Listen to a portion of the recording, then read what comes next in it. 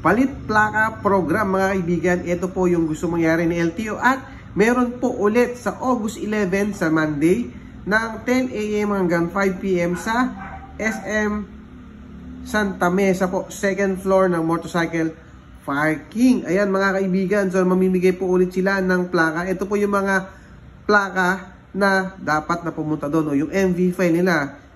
Nakalagay po dito mga kaibigan natin na dapat po ay 1301, 1303, tsaka 1801 o 1324, 1336, ito po, tsaka 1380. Ayan po yung mga plaka na mapapalitan ni LTO sa August 11. Ito po yung motorsiklo ng MV file na 2017 pababa.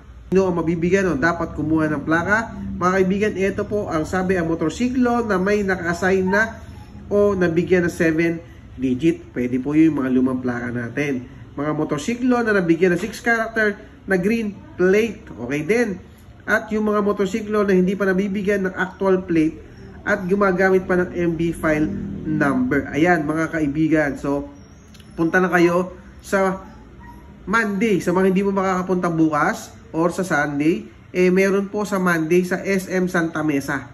Okay, so yan mga kaibigan na libre po yan na 10 AM hanggang 10 PM. Mas maganda po to dito sa SM Santa Mesa. At least, mas maluwag po siguro dito. Okay, so yun lang. Thank you.